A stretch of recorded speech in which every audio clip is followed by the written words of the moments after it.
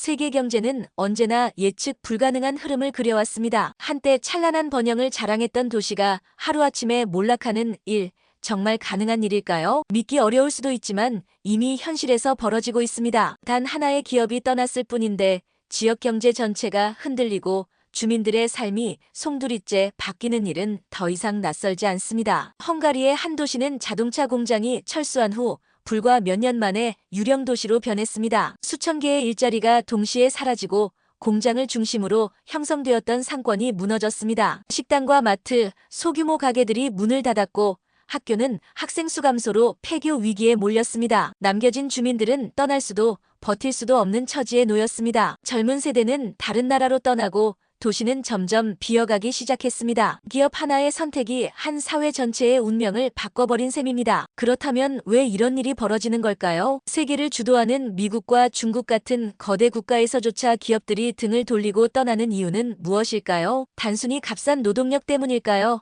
아니면 더 근본적인 문제가 있는 걸까요? 첫 번째 이유는 바로 정치적 불확실성입니다. 미국은 세계 최대의 시장이지만 기업들에게는 언제나 부담이 됩니다. 높은 인건비, 강력한 노동 규제, 예측하기 어려운 정치 갈등이 겹쳐 기업들은 불안할 수밖에 없습니다. 정권이 바뀔 때마다 세금 정책이 뒤집히고 보호무역주의가 강화되면서 글로벌 기업들의 전략은 흔들립니다. 기업은 예측 가능한 환경을 원하지만 미국의 현실은 갈수록 그렇지 못한 방향으로 흐르고 있습니다. 중국은 또 다른 의미에서 기업들의 불안을 키웁니다. 값싼 인건비와 거대한 내수 시장은 매력적이지만 그만큼 리스크도 큽니다. 불투명한 규제, 갑작스러운 정책 변화, 그리고 심화되는 미중 갈등 속에서 중국에 투자한 기업들은 하루아침에 정치적 희생양이 될 수 있습니다. 예를 들어 외국 기업에 대한 갑작스러운 세무조사, 예측 불가능한 법 집행, 또는 외교 갈등에 따른 제재가 이어지면서 기업들은 불안감을 감출 수 없습니다. 안정적인 성장을 꿈꾸던 기업들이 결국 떠나는 이유가 여기에 있습니다. 두 번째 이유는 글로벌 공급망의 대전환입니다. 코로나 팬데믹 이후 전 세계 기업들은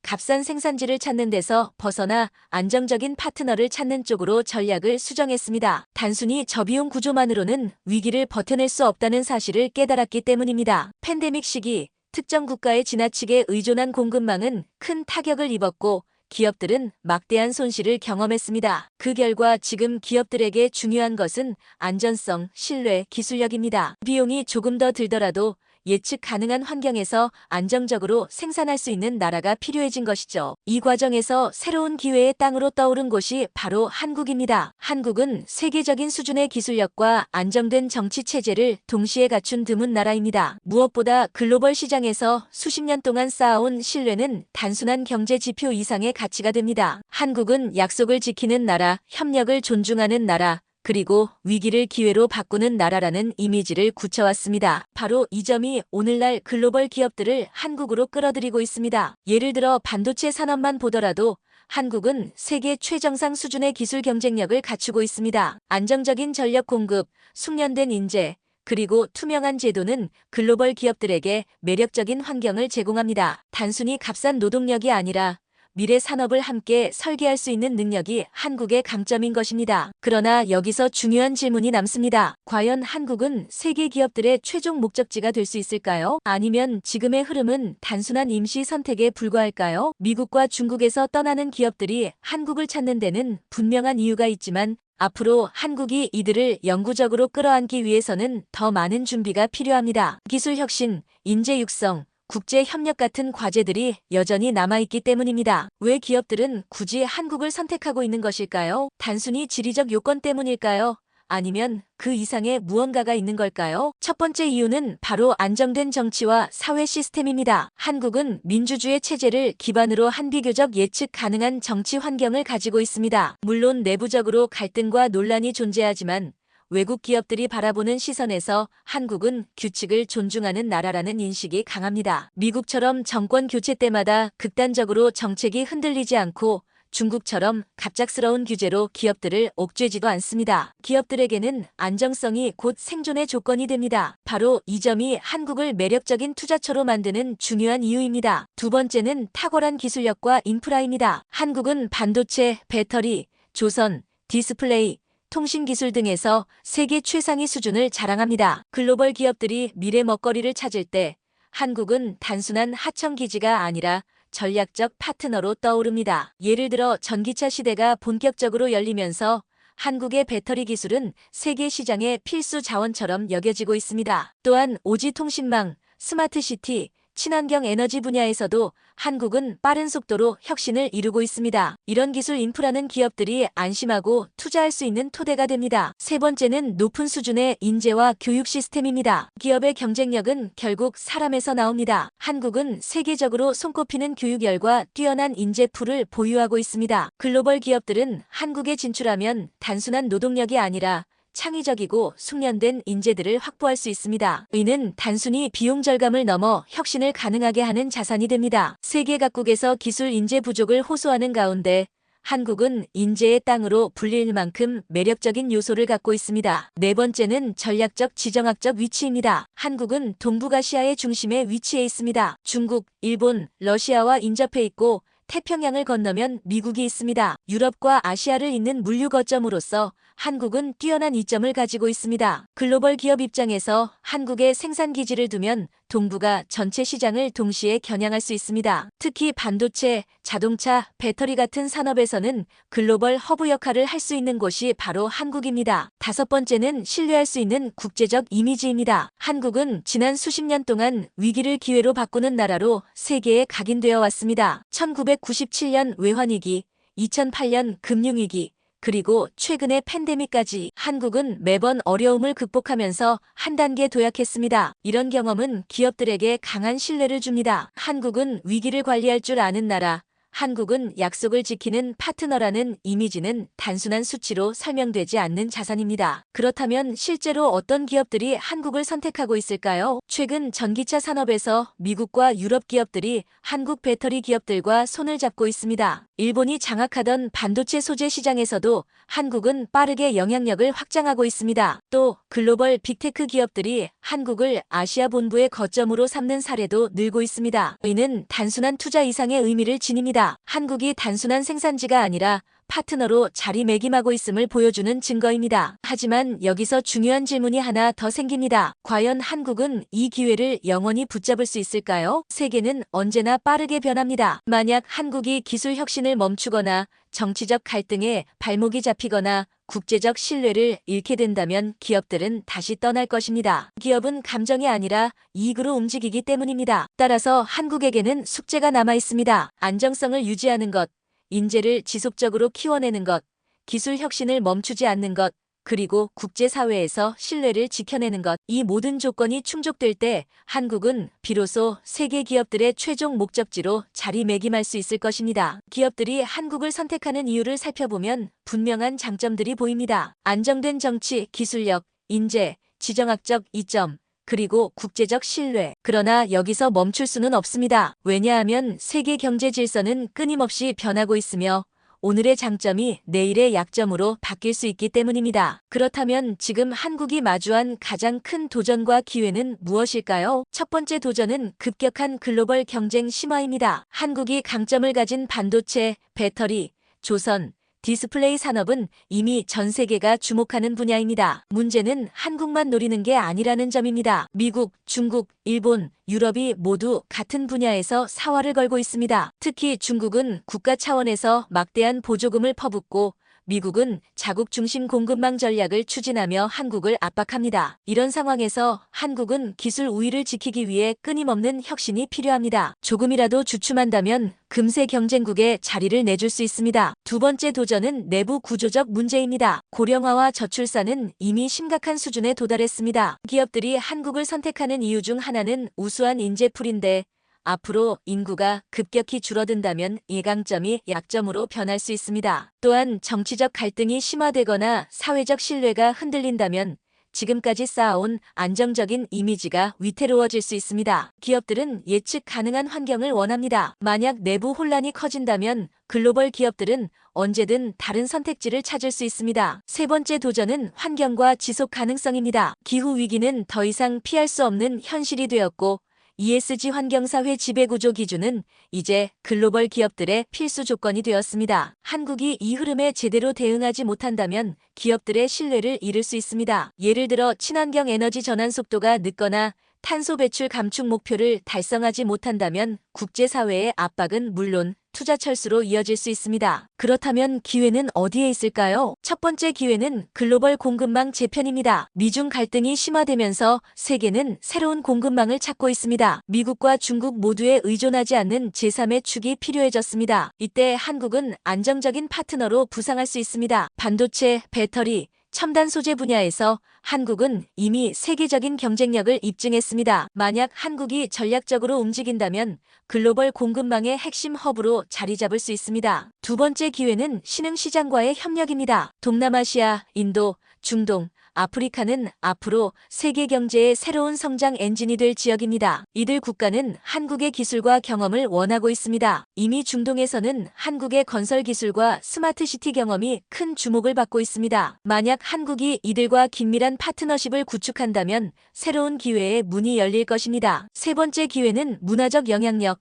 즉 K컬처입니다. 한국은 기술뿐 아니라 문화적 매력도 세계적으로 인정받고 있습니다. K-팝, K-드라마, K-푸드, K-뷰티까지 이러한 문화적 힘은 단순히 이미지 제고를 넘어 기업 투자에도 긍정적인 영향을 줍니다. 글로벌 기업들은 브랜드 가치와 이미지가 중요한데 한국의 문화적 영향력은 이들에게 안정감을 줍니다. 한국과 협력하면 젊고 혁신적인 이미지로 연결된다는 점은 다른 나라들이 쉽게 가질 수 없는 장점입니다. 네 번째 기회는 디지털 전환과 인공지능입니다. 전 세계가 디지털화로 빠르게 전환하는 시기에 한국은 ICT 강국으로서의 강점을 살릴 수 있습니다. 오지, 인공지능, 로봇, 메타버스 등 미래 산업에서 한국은 이미 중요한 위치를 차지하고 있습니다. 만약 한국이 이를 선도한다면 글로벌 기업들은 한국을 혁신의 실험장으로 삼게 될 것입니다. 결국 한국의 미래는 도전과 기회가 동시에 놓여 있는 상황입니다. 안정성을 잃으면 기업들은 떠나겠지만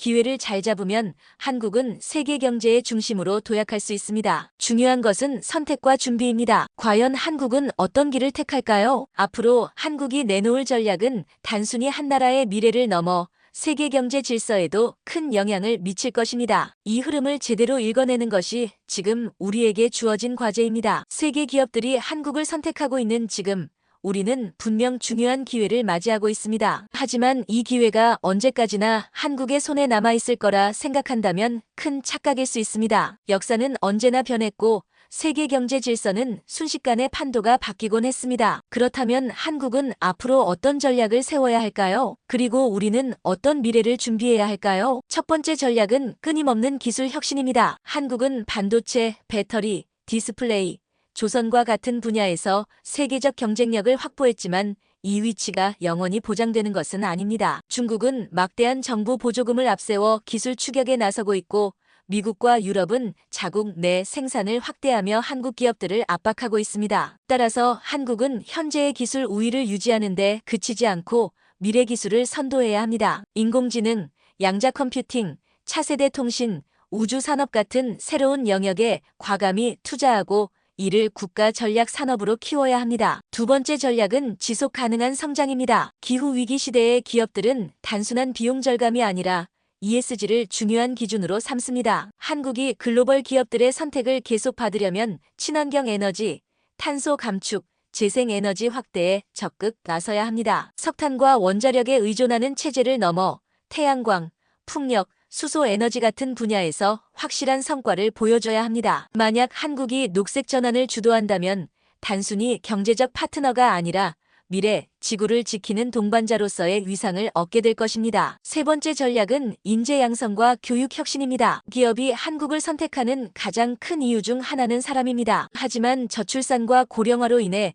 인재 자원은 점점 줄어들고 있습니다. 지금의 교육 시스템만으로는 미래를 준비하기 어렵습니다. 창의성과 융합 능력을 키우는 교육, 글로벌 무대에서 활약할 수 있는 인재를 길러내는 시스템이 필요합니다. 기술은 결국 사람이 만들고 혁신은 결국 사람에게서 나오기 때문입니다. 한국이 인재 강국의 위치를 지켜낸다면 기업들은 결코 한국을 쉽게 떠날 수 없을 것입니다. 네 번째 전략은 국제 협력과 외교력 강화입니다. 세계는 지금 블록화되고 있습니다. 미국 중심 진영과 중국 중심 진영이 나뉘며 많은 나라들이 어느 쪽에 설지 고민하고 있습니다. 한국은 이런 흐름 속에서 균형 외교와 실용 외교를 통해 기회를 창출해야 합니다. 단순히 한쪽 진영에 기대는 것이 아니라 양측과 협력하면서 동시에 제3의 국가들과도 긴밀히 연결될 때 한국은 더 큰 영향력을 발휘할 수 있습니다. 기업들에게도 한국은 위험하지 않다, 신뢰할 수 있다는 메시지를 전달할 수 있습니다. 다섯 번째 전략은 문화적 힘과 국가 브랜드입니다. 지금 전 세계 젊은 세대는 한국의 음악, 드라마,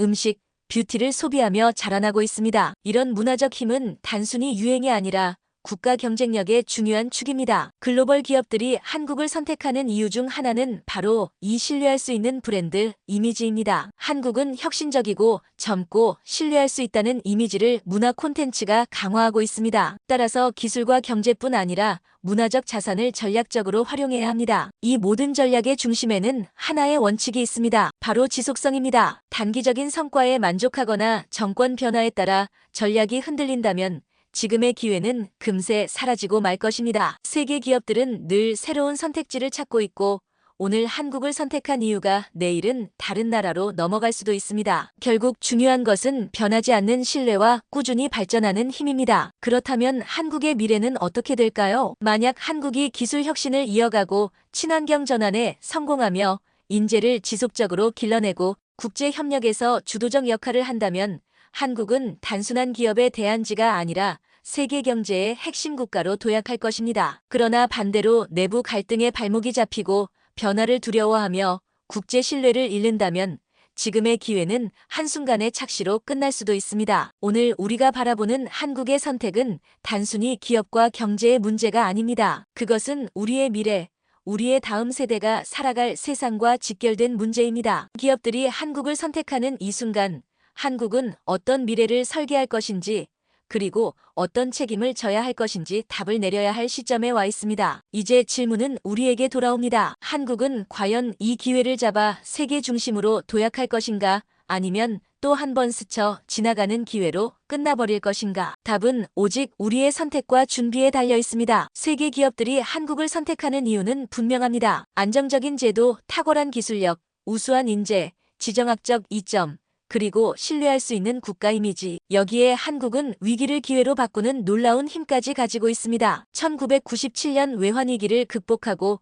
2008년 금융위기에서 회복하며 팬데믹 위기 속에서도 새로운 성장 동력을 찾아낸 나라. 바로 이 역사가 오늘의 한국을 만들었습니다. 하지만 그렇다고 해서 한국이 영원히 안심할 수 있는 건 아닙니다. 세계 경제는 지금도 요동치고 있고 강대국들은 저마다의 이해관계에 따라 새로운 규칙을 만들어가고 있습니다. 기업들은 이익을 따라 움직이고 언제든 다른 선택지를 찾을 수 있습니다. 지금의 기회가 오래가지 않을 수도 있다는 뜻입니다. 그렇다면 한국은 무엇을 준비해야 할까요? 우선 내부 갈등을 줄이는 것이 중요합니다. 기업들이 한국을 선택하는 가장 큰 이유 중 하나는 안정성입니다. 그런데 정치적 대립이 격화되고 사회적 갈등이 심해진다면 이 안정성은 위태로워질 수 있습니다. 기업들은 언제나 예측 가능한 환경을 원합니다. 따라서 내부적으로는 제도의 일관성과 정책의 지속성을 확보해야 합니다. 다음은 지속적인 혁신과 투자입니다. 지금까지의 성과에 만족한다면 한국은 머지않아 경쟁에서 뒤처질 수 있습니다. 반도체, 배터리, 조선과 같은 기존 산업의 경쟁력을 강화하는 동시에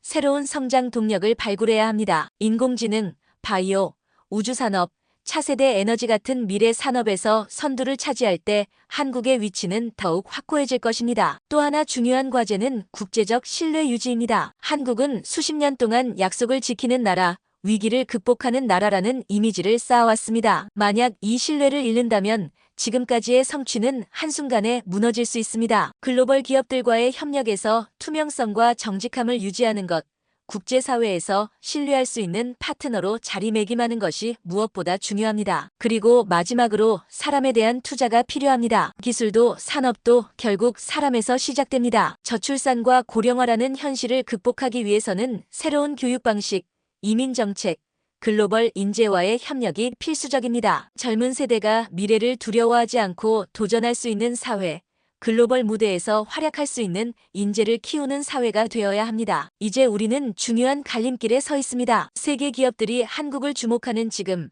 이 기회를 단순한 일시적 선택으로 남길 것인지 아니면 영원한 파트너십으로 확장할 것인지는 오직 우리의 손에 달려 있습니다. 역사는 증명합니다. 위기를 만날 때마다 한국은 새로운 길을 찾아냈습니다. 그리고 그 길 끝에는 언제나 더 큰 도약이 있었습니다. 이번에도 마찬가지일까요? 한국은 다시 한번 위기를 기회로 바꾸어 세계 중심으로 나아갈 수 있을까요? 아니면 이 기회를 놓치고 또 다른 나라들에게 자리를 내주게 될까요? 답은 단순합니다. 한국이 스스로 준비한다면, 그리고 국민 모두가 함께 방향을 잡는다면 세계가 한국을 선택하는 이유는 앞으로도 사라지지 않을 것입니다. 오히려 더 많은 기업, 더 많은 나라들이 한국을 찾게 될 것입니다. 마지막으로 이런 질문을 던지고 싶습니다. 지금 우리가 살고 있는 이 순간, 과연 우리는 역사의 어느 장면 위에 서 있는 걸까요? 기업들이 한국을 선택하는 이 특별한 기회를 우리는 어떻게 기록하게 될까요? 그 답은 오늘의 선택 속에서, 그리고 내일의 준비 속에서 이미 만들어지고 있습니다.